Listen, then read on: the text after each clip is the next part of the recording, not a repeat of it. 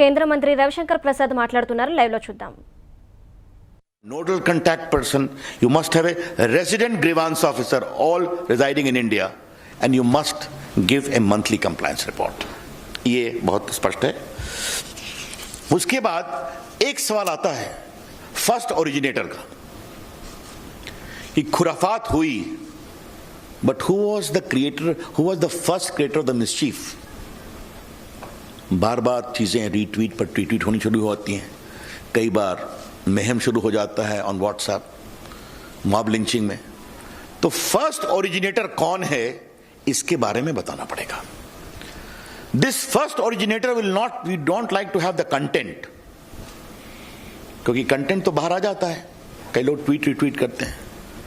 Who began the mischief, ये आपको बताना पड़ेगा. ये मिसचीफ अगर भारत के बाहर से हुआ है तो भारत में उसको किसने शुरू किया, ये बताना पड़ेगा. I repeat, the social media platforms, upon being asked either by a court order or by the government authority, will be required to disclose the first originator of the mischievous tweet or message, as the case may be. And this should be only in relation to sovereignty and integrity of India, number one. Number two, security of the state, public order, relations with foreign states, or rape, sexually explicit material, etc. etc. तो आपको यह बताना पड़ेगा कि खुराफात पहले किसने शुरू की, उसको आपको जानकारी देनी पड़ेगी. यस. और ये सब उसी अपराध के बारे में होगा जहां 5 साल से अधिक की सजा है. I explain to you. बाकी उनका एक फिजिकल देश में एड्रेस होगा. इसमें हम एक और प्रावधान कर रहे हैं कि आपको एक वॉलंटरी वेरिफिकेशन ऑफ अकाउंट्स का इंतजाम करना पड़ेगा. Social media, not the government. The social media platform must have a provision for voluntary verification mechanism of the users. क्योंकि आप मोबाइल से करते हैं, बाकी से करते हैं, आपको बताना पड़ेगा.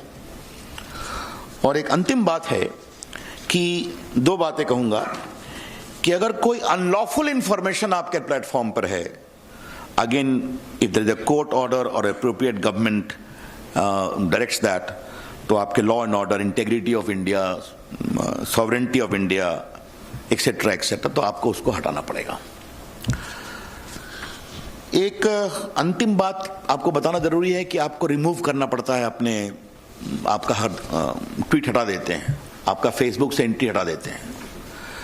तो अगर कोई significant social media intermediary remove और डिसेबल करता है किसी यूजर के कंटेंट को, तो आपको उसको इंटीमेट करना पड़ेगा, उसकी सुनवाई करनी पड़ेगी. If you seek to remove the or disable access to the content of any social media user, you are required to give him reasons and also hear him. ये हमने एक प्रोविजन रखा है. मित्रों, ये जो सिग्निफिकेंट सोशल मीडिया के लिए जो हमने कानून बनाया है, वो 3 महीने में हम लागू करेंगे ताकि वो अपनी मैकेनिज्म को इंप्रूव कर लें. We'll be giving a window for 3 months for significant social media, and the rest will come into effect from the day the rules are notified. That's all from my side. Over to Prakash. Ravi ji, बहुत धन्यवाद. जैसे आपको पता है कि नई technology का एक अच्छा फल है कि डिजिटल मीडिया न्यूज पोर्ट्स भी बन गए, न्यूज पोर्टल्स बन गए. वैसे ही OTT प्लेटफॉर्म आ गया. लेकिन एक फर्क रहा कि जो आप लोग बैठे हैं प्रिंटिंग प्रेस से जो आते हैं, उनको प्रेस काउंसिल का कोड फॉलो करना पड़ता है. लेकिन ऐसा डिजिटल मीडिया पोर्टल को कोई बंधन नहीं है.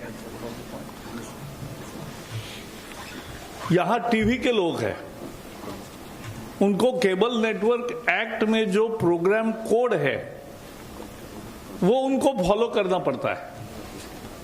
लेकिन ओटीटी प्लेटफॉर्म्स को ऐसा कोई नियम नहीं है और इसलिए सरकार ने यह समझा कि एक लेवल प्लेइंग फील्ड होना चाहिए। All media platforms must have the same justice system और इसलिए डिजिटल हो, प्रिंटिंग हो, टीवी हो, ओटीटी हो, कुछ नियमों का पालन करना पड़ेगा, कुछ प्रोसेस सेट करना पड़ेगा और लोगों की मांग भी बहुत थी। लोगों की मांग, रोज सैकड़ों पत्र मंत्रालय में आते हैं। इस बार इस सेशन में ओटीटी प्लेटफॉर्म पर 50 प्रश्न पूछे गए, दोनों सदन में मिलकर 50 क्वेश्चंस। देश भर में इस विषय की कितनी चर्चा है इसका ये उदाहरण है।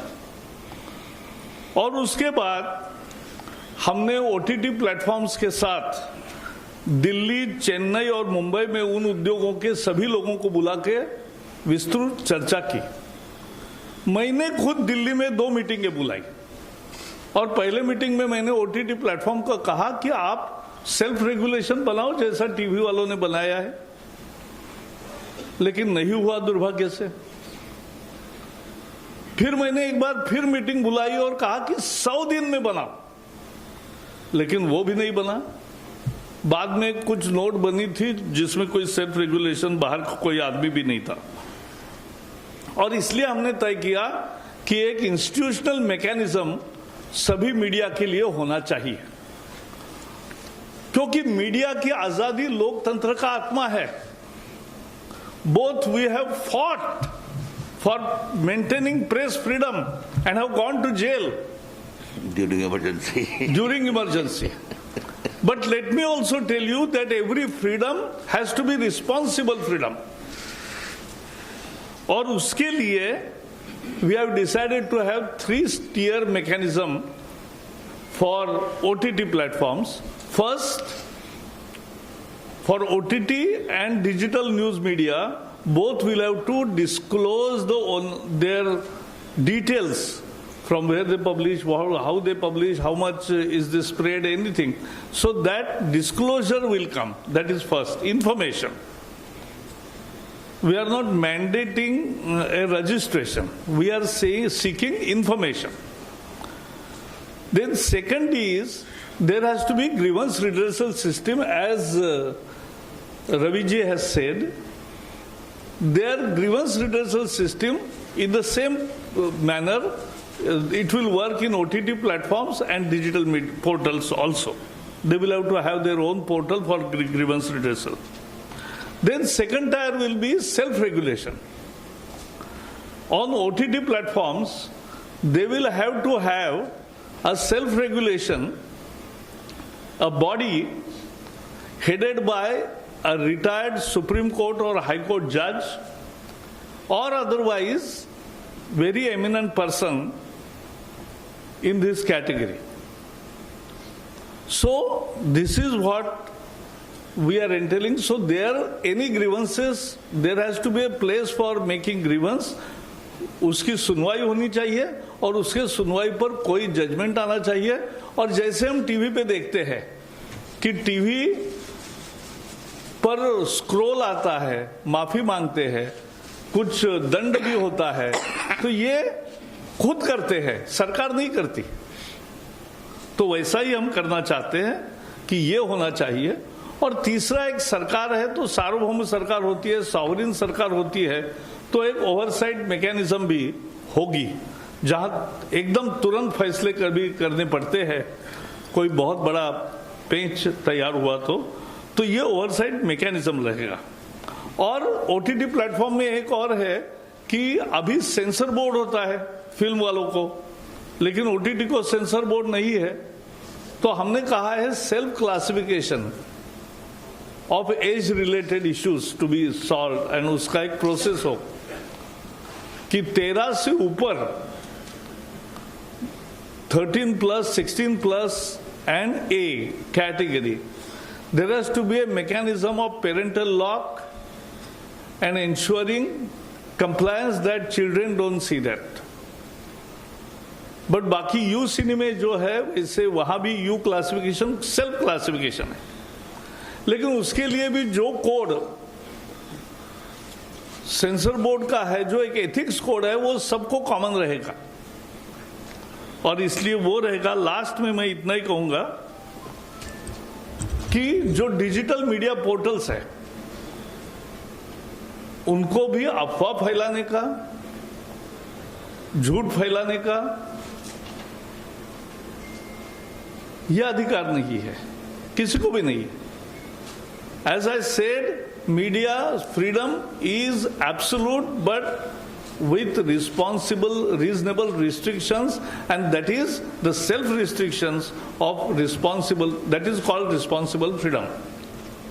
And उस freedom के दायरे में ये दोनों, और ये कानून एक ही है, IT का जो MIT का कानून है, उसी के अंदर जो बिजनेस रूल बदले मोदी जी ने, और ये जो कंटेंट वाला मुद्दा है खासकर मीडिया का और OTT और डिजिटल मीडिया, इसका INB एडमिनिस्टर करेगी। बाकी जो इंटरमीडिएट प्लेटफॉर्म्स है उस पर का संज्ञान IT मिनिस्ट्री पहले जैसे कर रही है वैसे ही करेगी। बस मुझे भी इतना ही कहना है। धन्यवाद सर। एक minute, before we take your questions friends, सिर्फ दो बातें मुझे ऐड करनी है। जो प्रकाश जी ने कहा, सुप्रीम कोर्ट का फैसला है कि Internet is not a fundamental right by itself, but the fundamental right of freedom of speech and expression under 19(1) can use Internet to exercise that right. So if it is a fundamental right under 19(1), it is subject to 19(2) of the Constitution, which is reasonable restrictions can be imposed in pursuit of safety, security, sovereignty of India, public order etcetera etcetera. एक बात मैं ये कहना चाहूंगा, और दूसरी बात हम कहेंगे, सभी सोशल मीडिया का स्वागत है, लेकिन बड़े आदर से कहूंगा, there should not be double standards. If an attack is there on Capitol Hill in Congress, then social media support the police action, but there is an aggressive attack on Lal Qila, the symbol of India's freedom, where our prime minister hoist the national flag, you have double standard. This is plainly unacceptable। धन्यवाद sir. Friends, जैसे आपको बताया कि detailed press release जो है PIB की तरफ से जारी होगी। However we will take some questions. First I take 39। Prakash ji, Ravi ji, ये सवाल इस चीज से जुड़ा हुआ है, आपके ही विषय से जुड़ा हुआ है। हाल ही में ऑस्ट्रेलिया में न्यूज मीडिया बार्गेन कोड लागू किया है और दुनिया के कई देशों में भी इस तरीके की प्रक्रिया शुरू हो रही है। तो क्या भारत में भी इस तरीके की चीज पर विचार हो रहा है कि जो सोशल मीडिया इंटरमीडियरीज हैं या जो प्लेटफॉर्म्स हैं, वो कंटेंट क्रिएटर और कंटेंट एग्रीगेटर के बीच में एक बैलेंस बना रहे? ऐसा है, जो ऑस्ट्रेलिया का मुद्दा है वो इससे अलग है थोड़ा। वो मीडिया की न्यूज जो छापते हैं उनको कुछ पेमेंट मिले न मिले, ये भी एक मुद्दा है। लेकिन मैं इतना ही कहूंगा कि दुनिया के सिंगापुर, ऑस्ट्रेलिया, यूरोपियन कमीशन या बाकी अन्य देशों में भी इस विषय में क्या क्या हो रहा है इसका हम जानकारी भी रखते हैं, और उसकी राय जब प्रकट करना होगा तो करेंगे। 53। सर, मैं मुकेश कौशिक हूँ, दैनिक भास्कर से। मेरा सवाल रविशंकर जी से है। आप रविशंकर जी पर्सनली भी बहुत इस बात के वोटरी रहे हैं कि सोशल मीडिया पर जो अकाउंट खुलें वो फेक ना खुलें, नामी ना हो, और इसलिए उनकी कोई ऑर्गेनिक लिंक होनी चाहिए। हम इस दिशा में क्या कर रहे हैं कि वो अगर कोई अकाउंट खोले तो वो अपने मोबाइल नंबर उस पर डिस्क्लोज करे, एक OTP आए, उसके बाद ही कोई अकाउंट खुल पाए। इससे हम लोग एक वेरिफिकेशन हो जाएगा उसका। देखिए, जैसा मैंने आरंभ में बताया था, इस नए गाइडलाइन का पर्पस क्या है? सोशल मीडिया खुद ये काम करें और उनके यूजर से करवाएं।